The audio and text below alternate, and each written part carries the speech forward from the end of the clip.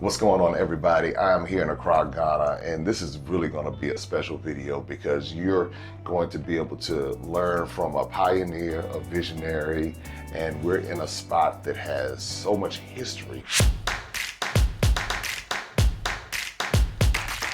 So I'm here talking to Afua Rida. Hi. With OMA. How are you? I'm good. Thank you for coming. Well, I'm glad to be here. Thank you for inviting me, and I cannot wait to share your story with everyone. One thing I want you to do is when you come to Ghana, make sure you put this on your destination list. You know how we do. We always like to support, and this is how we bridge the gap by making sure that we bring awareness to local businesses and to their stories. And then that way you can come and you can see all of what's being offered here in Ghana. So tell me a little bit about this space because I know there's so much to it. Yeah, so this is the Oma Store. Oma, we named it after my mother, its grandmother in German. Okay. Yeah, so the Oma Store. This store is by my sister and I, Hayat Rida. We are both content creators. We said, how else can we share that lifestyle? How can it develop? What else can it develop into? And so we decided to create this concept store, Oma. This space has been here for many years, and your mother was here. So tell us about your mother and what she was doing here, and then how it evolved into Oma and what you're doing now. Yeah, so my mom is an amazing creative. She was an interior designer. So this store, she opened 34 years ago. Yeah, so she was selling curtains, carpets, she was selling art, she was decorating people's homes. So that's how this space came about. And she retired just a few years ago. Okay. This space was empty, and so Hayat was like, it just makes sense that we take it over and just continue the legacy. Now Hayat, is she here or she's in the States, right? She's in the States. Okay. So you can actually follow her on Hayat Rida on social media. And they can find you at Afua Rida, yeah. So your mom was here 34 years ago. She was doing interior design. You grew up in this space. Yes, we were here after school every day, folding curtains, doing our homework. Like we were, we lived, breathed the job with her. So there's like an energy in this room because you grew up here, you did homework here, but now you're carrying on the vision, if you will, or carrying on the brand. So let's walk around and take a look at some of what you have to offer. Yeah. So what we have in the store is products that Hayat and I created ourselves, and also product from other African designers. Okay. Yeah. So we can just start off. Yeah. So Okay. So we can start here. So sure. This is a Kente collection that I'm actually developing. This is yours? Yes, this is my my design. So this is Kente. It's a different kind of weave. It is quite light and easy to wear. Okay. So we have the thicker Kente, Yes. and then so this is a lighter weave. See, I know this is not for men, but I like this. I'm looking at this. This is nice right here, y'all. Come back in a couple of months. We'll have some. Okay, because I'm ready for and I see some t-shirts back here. But ladies, you see, it's like this over-the-shoulder kind of thing, and this is really nice. Or wait a minute. It's a skirt. I was going to say, yeah, it's a skirt. So it's a skirt. It's a skirt, yeah. It's There like an you go. over-the-waist kind of thing. Yeah. So, but look at, the design. So you actually designed it. Yes, I did. Wow. Yes, I did. So you have, this is obviously. Yeah, so this is by Hayat, my sister, and Lizzie. So this is a brand out in the US. So she did a collaboration and they created this collection, this colorway. And so now it's here in Ghana for people to purchase, yeah. And back here you have something for the fellas. Yeah, t-shirts. This is something you do wear up top, everyone. So, and I like the V-necks. I'm a V-neck person, so you offer these as well. So we offer these for the men and the women. Right. Often when you're dressing up, you need these staples to mix and match with your clothing. So like you could wear the t-shirt with the skirt, you could wear it inside of a jacket. That's right. Yeah. And so you have shoes or sandals, if you will, up here. Yeah, so these are Ghanaian designers. This is Love by Z. She creates these amazing women's sandals. Comes in different colorways, so. And this is with Love by Z? Z, yeah. All right, so you all see this, right? All right, get that in there. There you go. So we have like the gold ones, we have the black ones. Like she has an amazing collection. I'll put that up there, right? Okay. Yeah, perfect. And this is Accessory Bill. Now, they make beaded bags, and I really love this brand because she's able to employ a lot of females, a lot of women, empower them, teach them the craft. And it's local. It's local. This is made here in Ghana, and these are women who make these. It's amazing. This style is one of our best sellers. It's really cute. You work well. I'm doing it. You work well. Yeah, it's really cute. It works well with a lot of pieces, and so the women really love this. Yeah. Make sure you pick this up when you come to OMA. All right.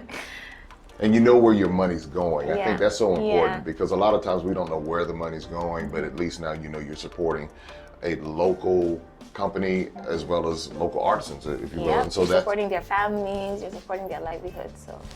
All right. Yeah.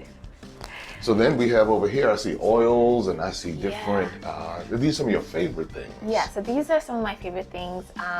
Hayat initially tried out, so this is a beauty company, Suki out of South Africa. Ah. Yes. So, Suki, you know we say Suki. Suki. So in America, What does that mean? Suki. Oh, Suki. That's what we say. Oh, yeah. I've heard that, yeah. It's old school, that's old school. So this is out of South Africa. Hayat initially tried the protective mist and the hibiscus oil for your scalp, and she loved it. Oh. She absolutely loved it, and so we contacted the brand, and then now it's here in Ghana, and we're spreading the love. So you carry the Suki brand here? Yes. Okay, so you're now, so when y'all come get some of the Suki. Yeah. So this is all natural products and plants that she uses to create the oils for the skin and the hair. Okay, and then you have pens and books and journals. I guess there's a journal down there or diary or something. Yep, so a few of our favorite things. This is our favorite pen. Hayat and I like to write very finely, and so So both of you write finely. Very finely, yes. Does your mom write finely as well? You see, I'm connecting these dots, especially with the homework here. Right? And we're all very organized, and so we have the diaries, we have the schedule pads. Like we're super big on organization. Yeah. And then down here, one of my favorite brands, this is from Ghana, it's Vista. Okay. And they make these cement pots. And then you have a local artist who draws on the art. Okay. The artwork, yeah. So I really love the. And those are the cement pots, and that's again local. Locally made, local artists, local ingredients. And this is like a tray. You can put whatever you want, decor pieces, your jewelry, whatever. Okay. Yeah. See, I'm learning something here. These are different terms I've never heard before. So when I'm looking, I'm like, okay, I'm learning something. So these are your favorite things, yes, all through here. Some of these different accessories, earrings, and so this is also one of my brands, Ornate Jewelry. So I hope we are Ashanti. Okay. Well, my mom's side, we're Ashanti, and so we're really big on gold and wearing gold, and yes, really part of our culture. Yes. I mean, you've seen the cheese. Yes. Then when you said it, I was like, yes. And then I guess when you said your name is Fanti, though. Yeah, my name is Fanti, so that's from my dad's mother. Got you. What's your Ashanti name? I don't. Really? So my father named me. Got it. Yeah. What day of the week were you born on? On Friday. So what is that? Afua. Afua? Yeah. Well, it's, Yeah, I mean. I was just saying, okay. But the spelling is not the It's Ashanti. different. Yeah. Okay, I'm Kojo. Oh, nice. Monday. Yes. All right. See, I'm learning. I'm getting this learning. worked out here. So these are the different accessories you created. Yeah, so down here I created this. This is Ornate Jewelry. Okay. And up here is Juria, also a Ghanaian jewelry brand. These fly off the shelves. They're really amazing statement pieces. You can wear something really simple and then just pop your outfit with something like this. And yeah, we ship these out to the States all the time. So people can buy online? Yeah, you can buy online. We'll ship it out to you 4 to 5 days. Excellent. Yeah. And that's good to know because as people are watching, and a lot of times they're not able to come in person. Yes. But just with the reach that we have with those in the U.S. and UK and Canada and different parts, the world, even on the continent, they want to be able to get these items. Yes. And so that's why it's good to know that you have the option to ship. Now over here you have a brand, your sister. Yes, so Hayat, she's very entrepreneurial. Okay, So I see. she created the Aya candle brand. This is also something that rubbed off from my mom. She's always burning candles. You always have a different fragrance in the house. And so Hayat loves fragrances as well. So she created the Aya candle. So these are hers right here. Yeah, all of these this, are hers. And this is you, your mom, and your sister. Yes, so this was the campaign that we did for the Mother's Day candle. And so we shot this with our mom to honor her. And so now we have... I know she's proud of both of you. Yeah. Yeah, I know. We're proud of her. Yeah. Like she's amazing. I can tell. I mean, you know, the tree, the fruit doesn't fall far from the tree. Yeah. And to see both of you doing these amazing things Yeah. really speaks to volumes about her Yeah. and all of her dedication towards what she did here, and then what she imparted into both of you. So, Exactly. so I see some other items here. Yeah, so this brand, this is Ilare, one of my favorites out of Nigeria. So this is one of their evening gowns, comes in different colorways. Okay. This is a maxi dress that they created. It's one size fits all. So you put it on and it just works out. Yeah, it just works out. And even though it's a maxi dress, you still look really elevated and really cool. And yeah. And so people can order this online as well. Absolutely. Or when they come in, when they visit Ghana. Yeah. And this is a Ghanaian designer, Sweet Threads, produced here in Accra. So, yeah. And the last one, this is from Nigeria as well. Her name is Ade Nicole. Okay. So she creates with real ostrich feathers. Look at that. Yeah. Wow. Yeah. So it's just an elevated white shirt. With the ostrich feathers, though. This is real ostrich feathers. So it's a luxury piece. Yes, yes. You walk in the room and everybody sees you. You can't, Yeah. you know. You come in and you're like, here I am, the ostrich feathers everywhere. Yeah, so- All right, so these pictures, tell me. Yeah, so I'm really proud of these. Well, these were shot by my sister Hayat. She's an amazing photographer. This was on a trip to Ethiopia. And so she shot this with her iPhone and edited them with her iPhone. And so this is in Ethiopia. This is in Ethiopia. So this is a tribe that she visited and she shot the pictures. And these pictures over here, all As from well, Ethiopia. Yeah, yes, yes. Now, you know, the interesting part about this is that many people don't recognize how, or don't realize how diverse Yes. Ethiopia Yes. is. Because we see the light-colored Yes. Ethiopians and Eritreans, but then they're different tribes. They're different. And I was telling people that from a complexion standpoint, there's every complexion in Ethiopia. And if you're in the north, if you're in the east, west or south, you will see so much diversity. Yes. So she took these on her iPhone. Yes, on her iPhone. Yeah. See, it's amazing what you can do if you had, all you need is what you have right there that you walk around with every day. Yeah. And you can create some amazing. And she has a good eye. She has a good eye for beauty. Okay. I really love that. Yeah. I love these pictures. And wow. And Ethiopia is one of my favorite countries. Yeah. Yeah, I love Ethiopia. Now you work, so with your social media, tell us a little bit about what you do, because you are an influencer. Yes.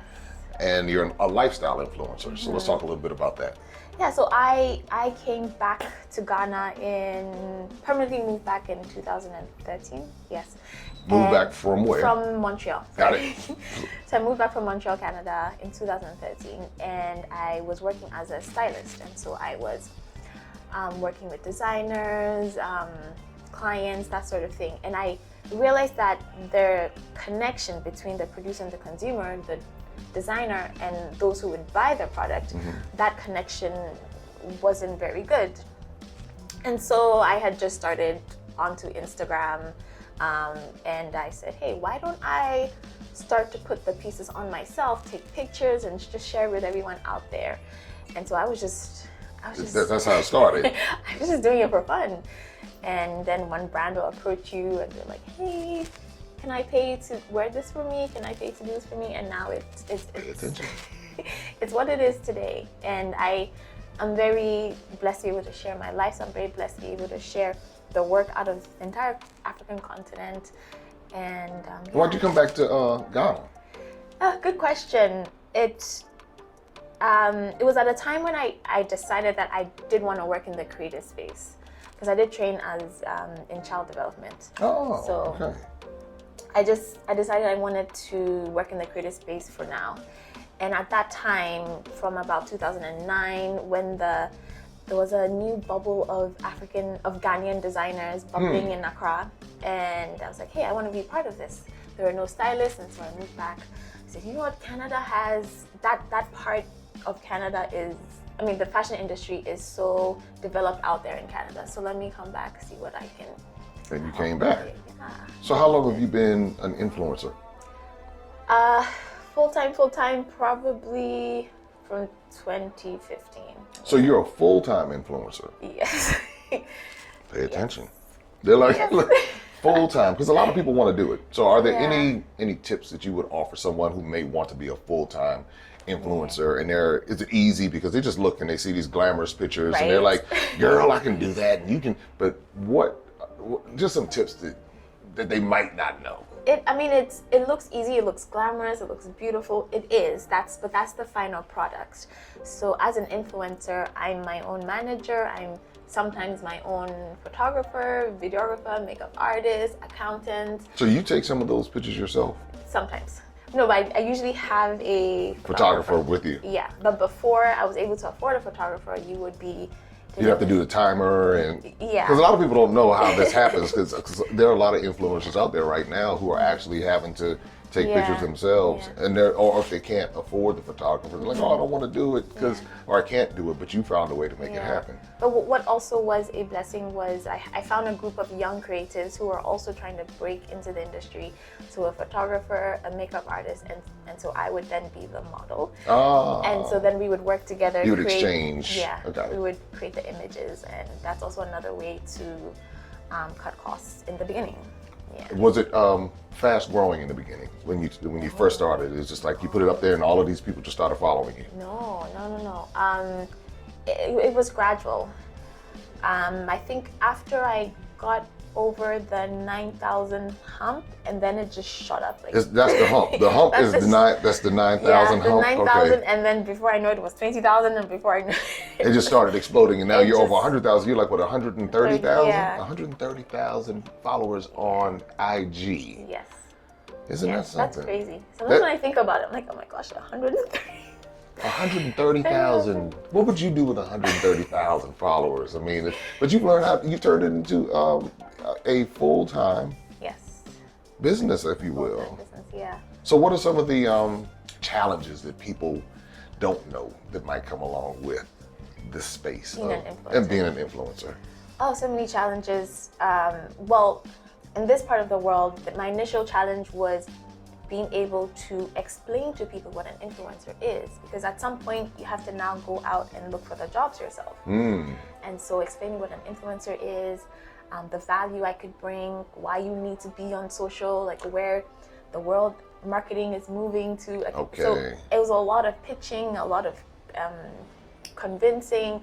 That part was difficult. So you can tell me that people just didn't come to you and just walk up to you, and you had to actually go pitch and sell. There are a few companies, a few brands that got it, but then you need more jobs, and so you had to go pitch and sell yourself. So it's a real, it's a business. It's not just the glamour side of it. So what's the vision for your social influencer business, if you will, as well as what's happening here at OMA? So Hayat and I, we want to continue to share the brands that we are using, that we're loving, the brands that we're discovering every day, and then hopefully start to create our own brands. I mean, we've already started with Aya and Arne, and so we want to keep bringing out these brands for you guys. So so look out. So look out. That's the deal. And what you want to do is follow. That's the deal. So follow Afua right now. Afua Rida, right? Yes. It's at Afua Rida. Yes. Okay, so if you do that right now, we're going to see if we can get her to 131. So, but really, when you're in town here, come to OMA. And again, you will not be disappointed. And what you see right now is, because how long have you all been open? Since this year. Oh my goodness, it feels so long. We opened in April. So it's just a few months. Just a few months. We're Wow. very young. Yes. Wow. So make sure you stop by and see, now that you've watched this video, stop by and support and just come be a part of the environment, be a part of the history, be a part of bridging the gap, because that's what we do. And so we're continuing to tell stories here in Ghana and throughout the continent of Africa, as well as when I go back to the States. And if I go to Canada, if I get to Canada and meet someone, I'll do that. If I go to the UK, I'm going to be in the UK soon, so I'll have an opportunity to meet some folks there. But this has been such a joy to be able to have this conversation. And thank you for inviting me into this wonderful space. And I cannot wait to see how it evolves and what it becomes, and how you and your sister influence so many other people. Just your presence is speaking volumes. Thank you. You know, that coupled with the story, it's just, so this is, in one sense, this is a beginning by being here a few months, but it's really a continuation of what's already been here and the legacy that your mom has created. So so please tell her I said hello. I will. And congratulations. Thank you guys. Thank you. All right, so everyone, you know what to do. Be sure to like, follow, subscribe, share, and when you come to Ghana, make sure you stop by OMA.